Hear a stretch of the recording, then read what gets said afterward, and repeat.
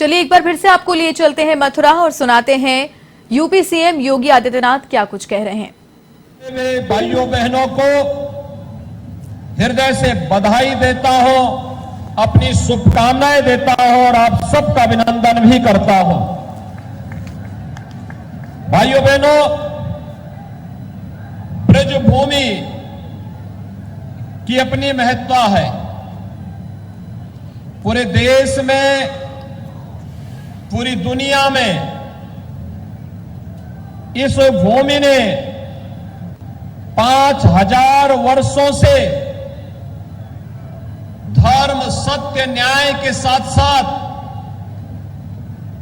उल्लास और उमंग का माहौल कैसे होना चाहिए, इसका संदेश भी दिया है।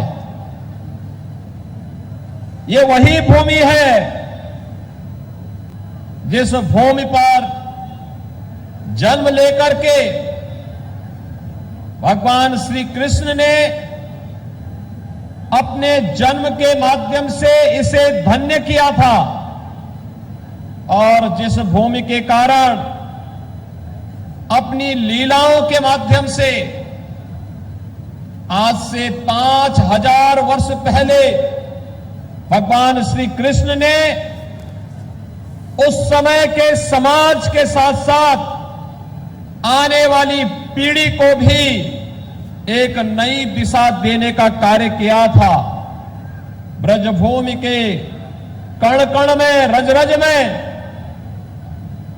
भगवान श्री कृष्ण की लीला आज भी विराजमान है और इस पवित्र भूमि के प्रति कौन ऐसा भारतीय होगा जिसके मन में एक नई श्रद्धा का भाव, एक उत्साह और उमंग का भाव न हो। और भाइयों बहनों, आप तो साक्षात ब्रजभूमि में निवास करते हैं, इसलिए आप सौभाग्यशाली हैं। आप सबको मैं इस अवसर पर हृदय से बधाई देता हूं, आप सबका मैं अभिनंदन करता हूं। भाइयों बहनों, ये वही भूमि है जिस भूमि ने देश और दुनिया को एक संदेश तो दिया, लेकिन पिछली सरकारों ने अपने राजनीतिक स्वार्थों के कारण न केवल इस भूमि को बल्कि उत्तर प्रदेश को भी बदनाम करने में कोई कोताही नहीं बरती थी। इसके नाम पर लूट खसोट होती थी और विकास की परिभाषा प्रदेश नहीं परिवार हो गया था। याद करिए, ये वही प्रदेश है जहां बिजली देने में लोग भेदभाव करते थे। 4 जिले में बिजली आएगी, वह भी आधी अधूरी, बाकी 71 जनपद टकटकी लगा करके देखते थे कि हो सकता है कि हमारे यहां भी बिजली कभी आएगी।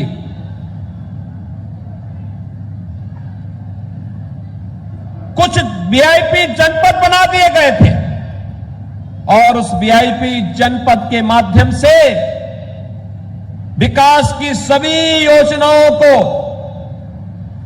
वहीं पर केंद्रित करके उन्हीं में बंदर बांट होता था।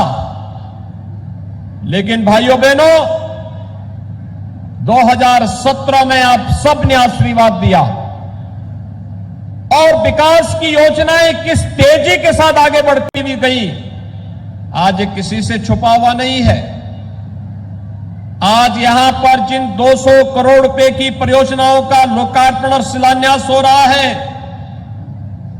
इनमें शिक्षा से जुड़े हुए संस्थान भी हैं, स्वास्थ्य से जुड़े हुए केंद्र भी हैं, ग्राम्य विकास से जुड़े हुए स्थल भी हैं, पर्यटन विकास से जुड़ी हुई और तीर्थ स्थलों के विकास से जुड़े हुए महत्वपूर्ण स्थल भी हैं।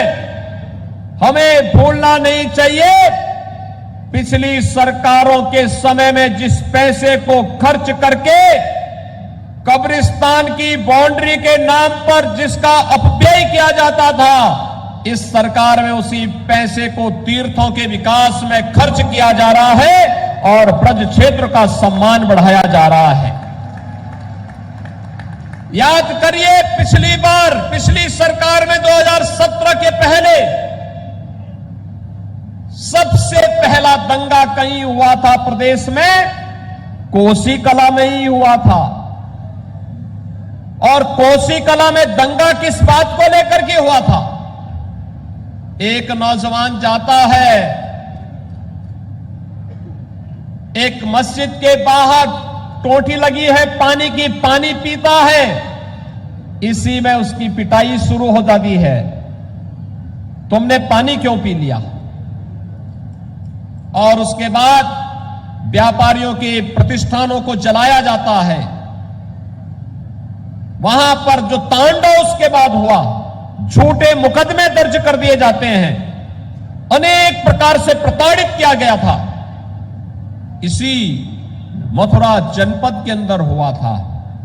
और सत्ता के संरक्षण में किस प्रकार के माफियाओं को संरक्षण दिया जाता था?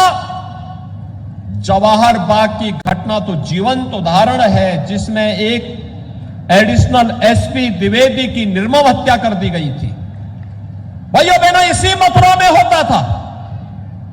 ऐसे लगता था जैसे उस समय कोई कंस ही साक्षात सत्ता में विराजमान होकर के भावनाओं को रौंदने का कार्य कर रहा हो। लेकिन आपने जब अंगड़ाई ली 2017 के बाद, दंगा नहीं, कोई बलवा नहीं, आज ब्रज तीर्थ विकास परिषद के नाम पर ब्रज क्षेत्र के तीर्थों का विकास हो रहा है। मथुरा, वृंदावन, बरसाना, गोकुल, राधा कुंड, बलदेव, ये सभी तीर्थस्थल घोषित हो गए हैं। मथुरा पहले एक छोटी सी नगर पालिका थी, आज मथुरा वृंदावन मिलकर के एक बड़े नगर निगम के रूप में विकसित होकर के विकास की नई योजनाओं को लेकर के कार्य हो रहा है। और आज यह तीर्थ क्षेत्र देश और दुनिया के आकर्षण का एक नया केंद्र बनकर के आगे बढ़ रहा है। भाइयों बहनों, विकास की सोच होती है। पहले पेशेवर अपराधी और माफियाओं के लिए प्रदेश के अंदर सत्ता के द्वार खुले होते थे। आज पेशेवर माफिया और अपराधियों के लिए जेल के द्वार खुले हैं। सत्ता नहीं, उन्हें जेल होगी और उनके खिलाफ सख्ती से निपटने का कार्य होगा। यही अंतर देखने को मिल रहा है। पहले विकास एक परिवार का होता था, आज प्रदेश की 25 करोड़ जनता का विकास हो रहा है। पहले विकास के नाम पर उल जलूल योजनाएं अपने स्वयं के स्वार्थों के लिए बनाई जाती थी। उल जलूल योजनाएं पैसा ग्राम्य विकास के लिए नहीं, पैसा तीर्थों के विकास के लिए नहीं, पर्व और त्योहारों के लिए नहीं, कब्रिस्तान की बाउंड्री के नाम पे लूट खसोट करने के लिए दिया जाता था। आपने देखा होगा, अब तो ब्रज तीर्थ विकास परिषद के माध्यम से ब्रज क्षेत्र में भव्य वैष्णव कुंभ का आयोजन होता है, पूज्य संतों का आशीर्वाद प्राप्त होता है। और याद रखना, कितनी भव्यता के साथ, कितनी शालीनता के साथ, कितनी दिव्यता थी यहां के कुंभ में। भव्यता भी थी, दिव्यता भी थी, शालीनता भी थी, संदेश देने वाला आयोजन भी था और 5000 वर्ष पुरानी स्मृतियों को तरोताजा करने का एक माहौल भी था।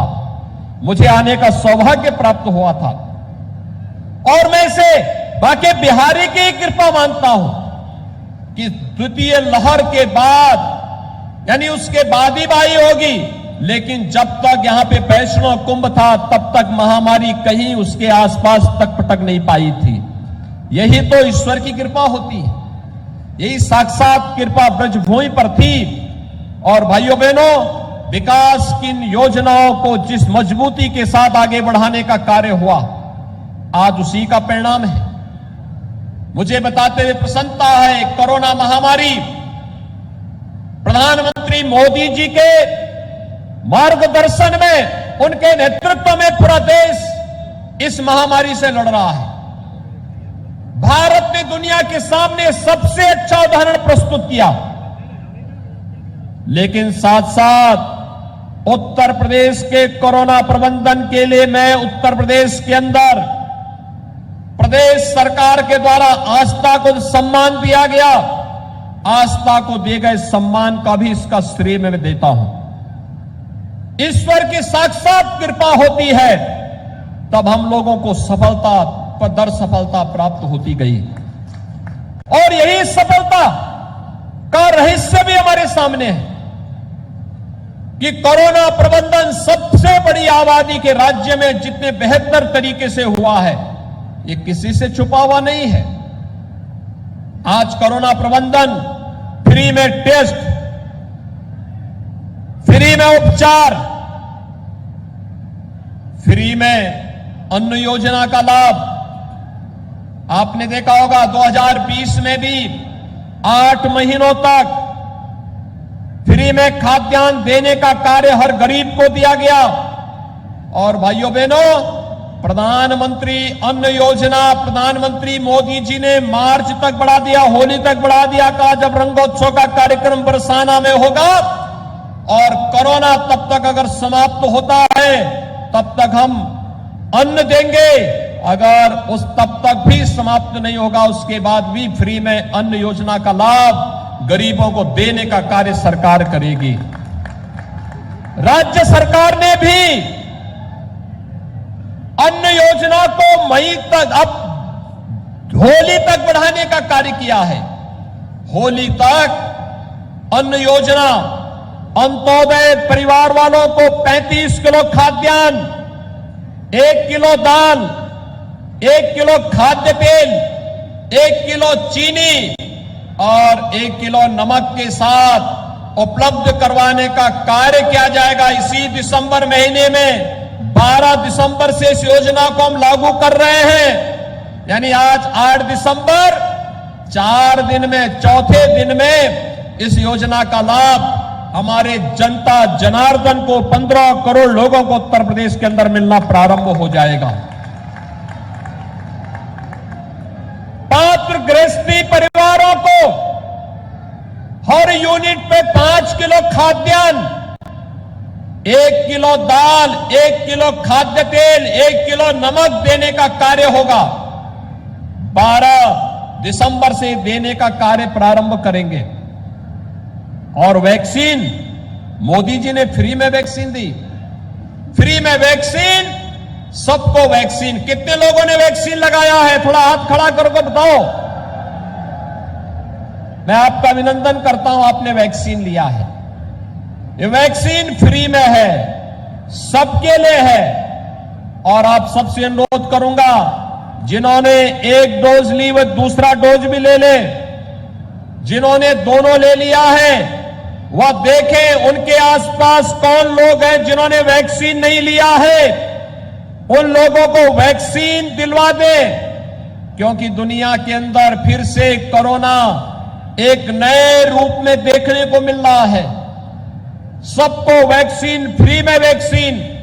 प्रधानमंत्री मोदी जी के सहयोग से, उनकी अनुकंपा से उत्तर प्रदेश ने कल 17 करोड़ लोगों को फ्री में वैक्सीन देने का काम कर दिया। 17 करोड़ लोगों को फ्री में वैक्सीन, एक बड़ी संख्या है। देश के अंदर कोई राज्य इतनी बड़ी संख्या में वैक्सीनेशन नहीं कर पाया। 15 से 16 लाख लोगों को प्रतिदिन वैक्सीन दिया जा रहा है। भाइयों बहनों, एक और यह कार्य कोरोना के दौरान में मथुरा आया था और मैंने उस दौरान देखा था आंगनबाड़ी, आशा वर्कर, एएनएम, पंचायत प्रतिनिधि, राजस्व के कर्मी, पुलिस के कर्मी, स्वास्थ्य के कर्मी, जिस मजबूती के साथ एक एक व्यक्ति की जान को बचाने में हमारे जनप्रतिनिधियों का सहयोग कर रहे थे, वह अभिनंदनीय है। लेकिन भाइयों बहनों, अभी एक लंबी दूरी तय करनी है। आपने देखा होगा पिछले 4.25 वर्ष के दौरान प्रदेश सरकार बिना रुके, बिना झुके, बिना डिगे, बिना हटे निरंतर प्रदेश के विकास के लिए कार्य करती रही। युवाओं के लिए, किसानों के लिए,